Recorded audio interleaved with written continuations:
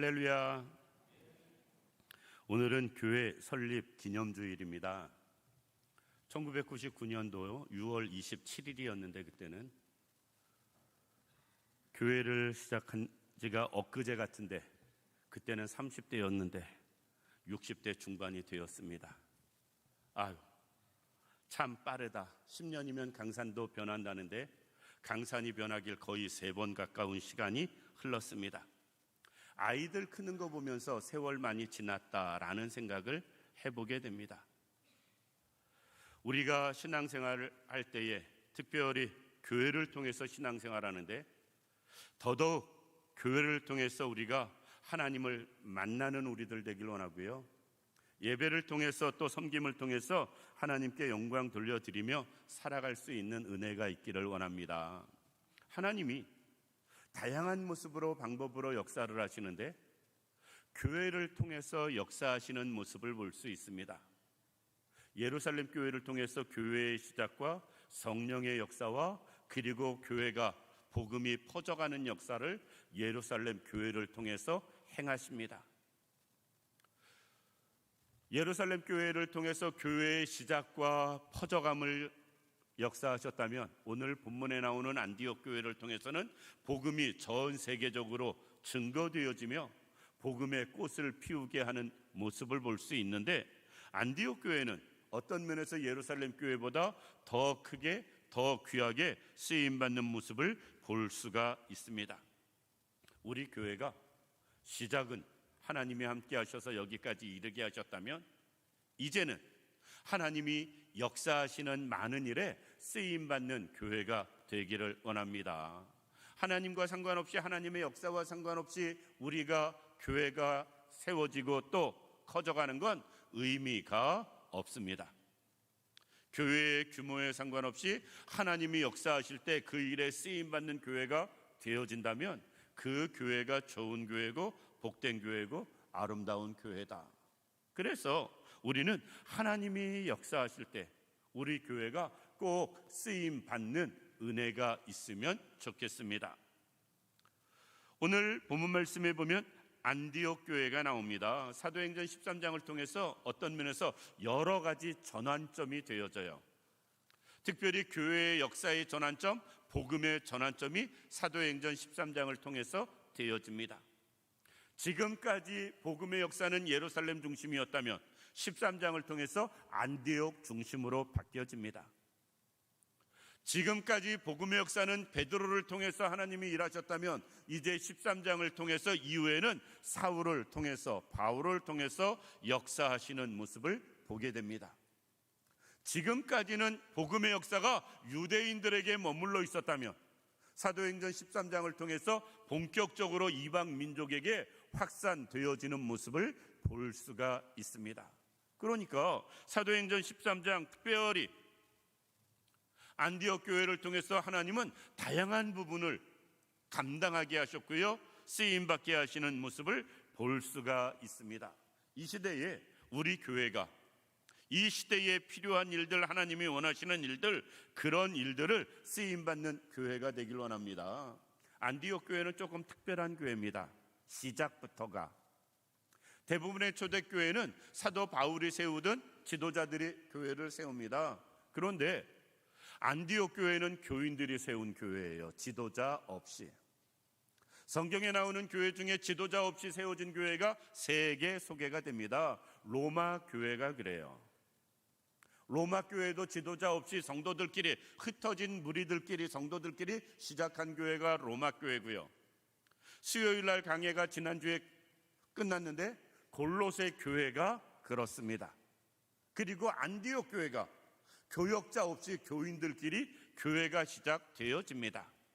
특별히 안디옥 교회는 불같이 부흥하고 성장하는 소문이 예루살렘까지 전해지니까 안디옥에서 예루살렘 교회까지는 약 500km 정도 되어집니다.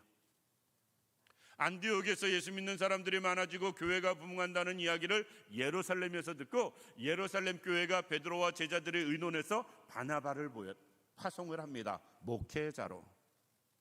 그래서 안디옥 교회는 반대로 목회자가 가서 교회를 세운 것이 아니라 교인들이 먼저 교회를 세워놓고 나중에 목회자가 청빙된 교회로 생각해 볼 수 있습니다. 그때 당시에 절대로 쉽지 않은 상황입니다.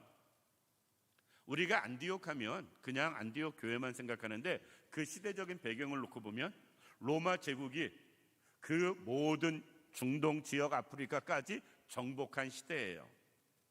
로마가 정복한 그 넓은 제국 중에 가장 큰 도시가 로마입니다. 역시 로마가 제국 중에 가장 큰 도시고요. 그 다음에 가장 큰 도시가 이집트, 성경에 나오는 애굽에 있는 알렉산드리아 지역이 두 번째로, 그 전체 제국 중에 두 번째로 큰 도시였습니다. 그리고 세 번째 큰 도시가 이 안디옥입니다. 그러니까 안디옥에 유대인들이 흩어지면서 많이 간 이유가 큰 도시, 대도시다 보니까 먹고 사는 문제나 여러 가지 생활 편의가 좋았을 것 같고요.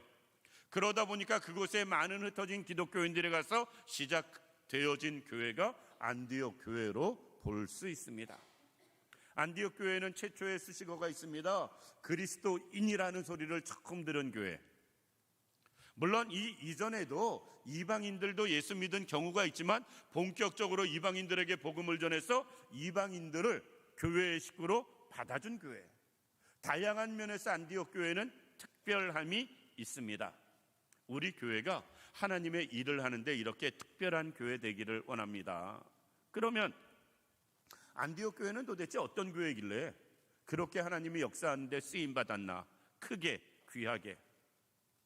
그 이유는 첫 번째, 안디옥 교회는 말씀 위에 세워진 교회였기 때문에 가능했습니다.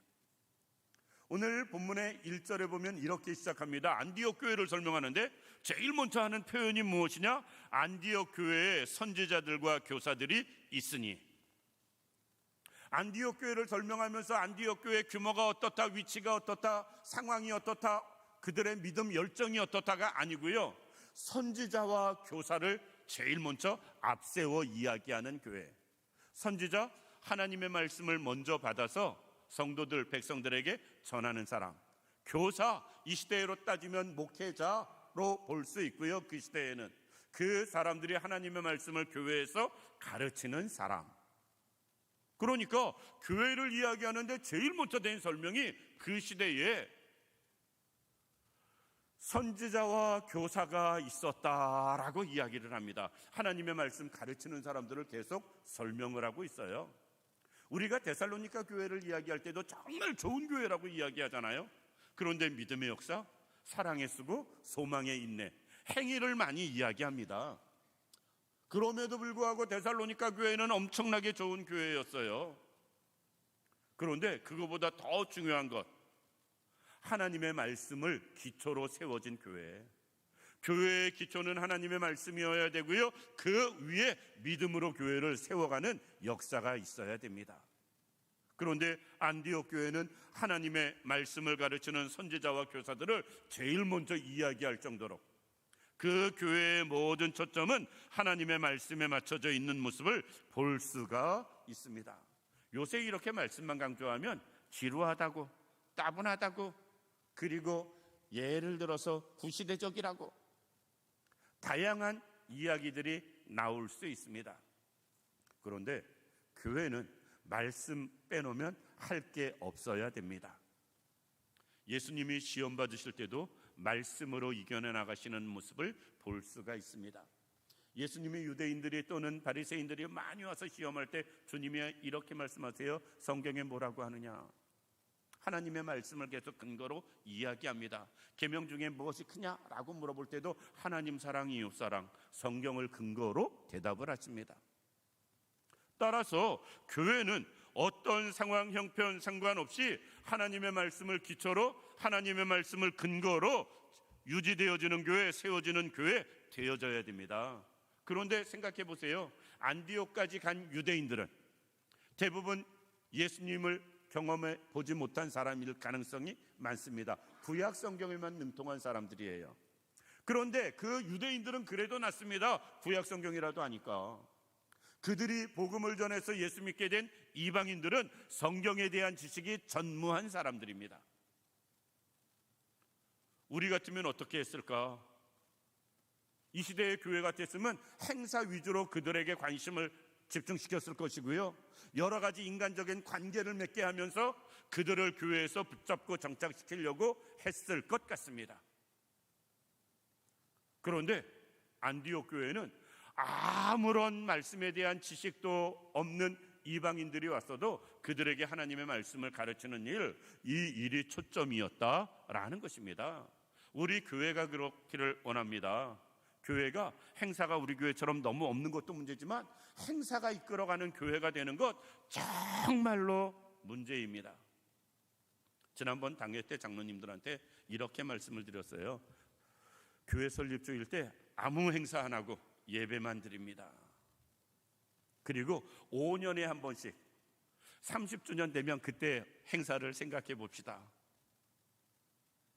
아무것도 안 한다고 그러니까 장로님 가정이 오늘 식사 준비를 밑에다 뻐근하게 아주 그냥 대단하게 지금 준비하고 있습니다. 권사님들이 대부분 일부 예배 드리고 지금 밑에서 고생하고 계십니다. 장로님들이 아무것도 안 한다고 그러니까 강단에 화분도 이렇게 사다 놓으셨습니다. 제가 이 화분이요, 우습게 보여도 저 서양란을 화분 하나에 보편적으로 9개, 10개로 화분 하나를 만들거든요. 화분 하나에 서양란 지금 양쪽에 20개씩 돼 있더라고요. 제가 많아가지고 줘봤습니다. 40개씩이나 있는 거예요. 야, 되게 많이 장로님들 힘썼다 하는 생각을 합니다. 우리가 이렇게 애써주시고 관심 가져주는 거, 그 모든 것이 얼마나 고맙고 감사한지 모릅니다. 그러나 교회는 행사에 너무 집중하면 안 됩니다. 최대한으로 우리는 할 수 있는 게 하나님의 말씀에 집중해야 된다. 제가 부목사 때 제일 많이 한 일이 현수막 따는 일이었어요. 맨날 현수막 달러 다녔어요. 사찰 집사님하고 운전하는 분하고 교회 사무 보는 분하고. 그때는 달면 교회 앞이나 이렇게 교회 안에만 다는 게 아니라 마을 전체에 달아가지고, 그때 제가 속으로 작정하고 또 작정했습니다. 나중에 현수막 목회하지 말아야지. 맨날 행사만 하면서 현수막만 붙이는데 야, 이게 맞나 싶더라고요, 부목사 때. 그럼에도 불구하고 부목사니까 담임 목사님 목회 철학에 맞춰서 그것을 하면서 저는 속으로 생각했습니다. 나중에 나는 그러지 말아야지. 자, 우리가 다른 것도 물론 중요합니다. 지난번에 부배 목사님 만났는데 장례식에 무슨 일이 같이 아는 분 돌아가셔서 장례식에 가서 만났는데 좀 늦었어요, 약속보다. 그래서 왜 늦었냐 그랬더니 주일날 예배 끝나고 만나기로 했는데 그 교회 간증 예배를 드렸대요. 목사님도 한번 해보세요. 그분이 나를 알거든요. 어떤 분이 오셔서 간증했냐 그랬더니 북한에서 탈북한 보위부에서 있다가 탈북한 사람, 우리나라로 굳이 이야기하면 국정원에 있다가 탈북한 사람, 그런데 이쪽에 오셔서 예수 믿고 신학하고 목사님 되셔가지고 부천에서 지금 목회를 하시는 목사님이라고. 목사님 한번 모셔서 해보세요. 괜찮아요. 그래서 또 추천을 하니까 생각하고 있습니다. 한번 해볼까, 어느 헌신 예배 때 모실까, 뭐 다양한 생각을 하고 있습니다.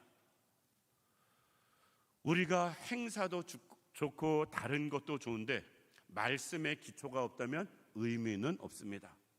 우리 주영교회는 꼭 말씀의 근거로 세워지는 교회 되기를 원합니다. 인간적인 관계로 세워지는 교회가 아니고 하나님의 말씀을 기초로 세워지는 교회. 하나님은 그런 교회를 통해서 역사하신다라는 것입니다. 두 번째, 안디옥 교회는 어떤 교회인가? 안디옥 교회는 사랑으로 하나 되는 교회였습니다. 오늘 본문에 많은 사람들이 소개됩니다. 바나바와 니게르라 하는 시므온과 구레네 사람 루기오와 분봉왕 헤롯의 젖동생 마나인과 및 사울이라. 그런데 참 골고루 다양하다 기록된 사람이, 바나바는 우리식으로 표현하면 오리지널로 믿음 안에서 곱게 자란 사람이에요. 예루살렘 교회에서도 자기 모든 밭을 팔아서 교회에 헌물해가지고 많은 사람들에게 너 것 내 것 없이 생활하게 하는 유일하게 이름이 기록된 제대로 쓰임받은 사람입니다. 이것을 보고 아나니아와 삽비라가 흉내내다가 문제되는 모습을 보게 됩니다. 바나바라는 이름은 제자들이 지어준 이름이에요. 권위자라는 말이거든요. 이 사람은 말에 행동에 권위가 있는 사람. 그래서 제자들도 바나바의 말은 무시하지 않았습니다. 그러니까 오리지널로 오랫동안 정통신앙인이에요, 교회 안에서. 그런데 그 뒤에 나오는 사람은 누군가 니게르라 하는 시므온과, 이 시므온은 일부 신학자들은 우리가 잘 아는 구레네 사람 시몬을 이야기한다라고 이야기하는 경우도 있습니다. 그런데 분명한 것은 그 뒤에 나오는 또 구레네 사람 루기오, 구레네는 아프리카 지역이거든요. 흑인이라는 말입니다. 시므온이 흑인이든 아니든 상관없이 루기오는 확실하게 흑인이에요. 그렇게 놓고 볼 때 우리가 잘 아는 마틴 루터 킹 목사님이 흑인 해방운동을, 특별히 그들의 인권을 위해서 정말 목숨 걸고 외쳐대던 시절이 언제냐면 지금으로부터 60년밖에 안 됐어요. 60여 년 전에 마틴 루터 킹 목사님은 미국에서 흑인들의 인권을 위해서 목 놓아 외쳐댄 사람입니다. 그 말은 반대로 말하면 60년 전까지만 해도 미국에서도 흑인의 차별이 심했다. 어느 정도냐면 한 식당을 사용하지 못했습니다. 백인 식당, 흑인 식당이 따로 있었어요. 버스도 흑인 칸이 따로 있고 백인 칸이 따로 있고, 아니면 차 자체를 따로 했습니다. 학교 아이들, 절대 흑인 아이들 다니는 학교, 백인 아이들 다니는 학교 섞여지질 않았어요. 차별이 엄청나게 심했다. 교회 안에서야 오죽 더 심했겠어요. 흑인 교회, 백인 교회 딱 나눠져가지고 60년 전만 해도 그랬다라는 겁니다. 그런데 2000년 전에 안디옥 교회는 흑인, 백인이 함께하는 교회였었다. 쉬운 말로. 결코 쉬운 일 아닙니다. 그런데 그 뒤에는 헤롯의 젖동생 마나인과라고 이야기합니다. 젖동생이라는 말은, 헤롯의 젖동생이라는 말은 이런 표현입니다. 헤롯과 함께 젖 먹는 형제, 같이 길러진 사람이라는 말이에요. 그러니까 옛날 왕자들, 세자들 어렸을 때 혼자 심심할까봐 그 또래, 그 귀족 중에 출신 중에 하나를 붙여가지고 같이 자라게 친구 삼아, 벗삼아 같이 키우는, 우리나라도 조선시대 그랬거든요. 그런 사람이었다라는 겁니다. 그런데 성경에서 기독교인들은요, 헤롯이라는 이름만 들어도 치가 떨려야 돼요. 왜? 예수님 태어날 때 핍박한 사람이 헤롯입니다. 그런데 거기서 끝나질 않아요.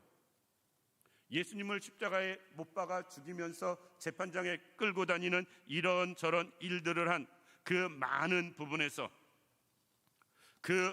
이 마나인 헤롯의 젖동생이라고 표현되는 이 사람이 쉽게 이야기해서 헤롯 3세임을 볼 수가 있습니다. 헤롯의 손자였었다라는 거예요.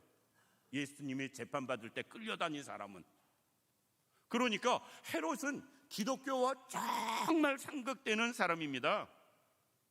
그런데 더 황당한 거 사도행전 12장에 보면 헤롯 왕은 아그리빠 1세로 기록이 되어지고요, 그 사람은 야고보, 예수님의 제자 야고보를 죽이는 사람이 되어집니다. 헤롯은 집안 대대로 기독교를 핍박한 집안입니다. 그 집안에서 젖 먹는 친구로 자란 사람이 오늘 본문에 나오는 마나엔이에요. 헤롯은, 그 집안은 생각만 해도 기독교인들은 끔찍한데, 그 집안에서 자란 출신, 그 사람이 지금 안디옥 교회 지도자로 소개되고 있음을 보게 됩니다. 그리고 맨 끝에 나오는 이름 사울입니다. 우리가 잘 알잖아요. 사울은 기독교에 얼마나 원수인지. 스데반 집사님을 돌로 쳐 죽일 때 앞장선 사람, 그 사람이 사울입니다. 예수님 믿는 사람을 잡으러 다니면서 일부러 청에서 체포하러 쫓아다니면서 핍박한 사람이 사울이에요. 그런데 그 사울이 지금 안디옥 교회의 지도자로 소개가 되고 있습니다. 원수 같은 사람도 품어주고, 인종 차이가 있어도 품어주고, 그리고 여러 가지 자기들에게 큰 아픔을 줬던 사람들이라 할지라도 그 모두를 평신도로 받아주는 것도 아니고 지도자로 받아주는 모습을 볼 수가 있습니다. 결코 쉬운 일 아니다. 결코 쉬운 일 아닙니다. 우리나라도 이런저런 신분의 계급 차이가 있을 때 얼마나 많이 이런저런 어려움이 있었는지 모릅니다. 우리나라는 지금도 사실 이 차이, 지역적인 차이 아직도 있어요. 지난번에 어느 동기 목사님 만났는데 그 아랫지역에서 목회를 합니다. 그분은 출신은 전라도인데 목회는 경상도에서 해요. 그런데 또 한 분은 출신은 경상도인데 목회는 전라도에서 합니다. 이분들이 목회하는데 목회에 대한 기본적인 어려움을 이야기하는 것뿐 아니라 지역적인 문제 때문에 아직도 어렵다고. 자기들은 지역적인 문제 때문에 아직도 어렵다고. 그래서 제가 웃으며 그랬습니다. 그럼 서로 바꿔 목회지를. 그렇게 말할 만큼 아직도 우리가 지역색이 교회 안에서도 쉽지 않다라는 겁니다. 그런데 안디옥 교회는 2000년 전에도 지역색 상관없이, 피부색 상관없이, 과거의 생활 상관없이 그 모두가 하나 되는 교회였었고요, 품어주는 교회였었고요, 함께하는 교회였었다라는 것입니다. 그럴 수 있는 이유가 무엇일까? 그것은 사랑 아니면 불가능합니다. 그리스도의 사랑으로 하나 되니까 인종도 뛰어넘고요, 과거의 삶도 뛰어넘고요, 그리고 이런저런 차이도 뛰어넘는 모습 볼 수가 있습니다. 하나님은 그런 교회를 사용하십니다. 하나님이 역사하실 때 쓰임받은 교회, 사랑이 넘치는 교회였었다라는 것입니다. 세 번째, 안디옥 교회는 어떤 교회였는가? 선교의 열정이 있는 교회다라는 것입니다. 안디옥 교회는 기독교 역사상 첫 번째 선교사를 파송하는 교회가 안디옥 교회. 오늘 본문에 이야기합니다. 2절 말씀 보면 주를 섬겨 금식할 때에 성경이 이르시되 내가 불러 시키는 일을 위하여 바나바와 사울을 따로 세우라 하시니 이에 금식하며 기도하고 두 사람에게 안수하여 보내니라. 이때 당시가 안디옥 교회가 세워진 지 약 1년 된 상황입니다. 그런데 2명의 선교사를 파송하는 거예요. 그것도 어떤 선교사냐? 교회에서 가장 중추적으로 큰 일을 감당했던 바나바와 사울을 선교사로 파송하는 것입니다.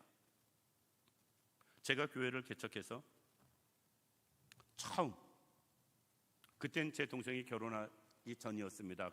인천에서 여기까지 교회 예배를 왔어요. 그 다음에 결혼했습니다. 그러니까 이제 재수 씨가 저한테 생겼습니다. 둘을 앉혀놓고 제가 그랬습니다. 교인 50명 될 때까지는 힘들어도 김포로 교회 와.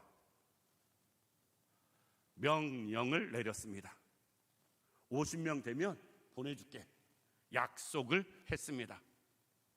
그런데 50명 됐는데 못 보내겠어요. 당장 필요한데, 제일 편하게 씻을 사람들인데 그렇잖아요. 그때 50명 돼서 못 보내주면서 저는 혼자 속으로 그랬습니다. 100명 되면 보내야지. 100명 됐는데 못 보냈습니다.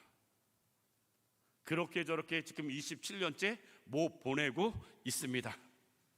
왜? 교회는 한 사람이 중요하거든요. 한 사람의 일꾼이 얼마나 중요하고 필요한지를 몰라요. 그런데 가장 앞서서 일하는 일꾼들을 보낸다? 어쩌면 자기 팔을 끊어내는 것처럼 아픔이고 어려움일 수 있습니다. 그럼에도 불구하고 안디옥 교회는 그 일을 했다라는 것이에요. 교회 설립 예배 드릴 때 처음으로 함께한 가정이 지금도 저희 교회 출석을 하고 있습니다.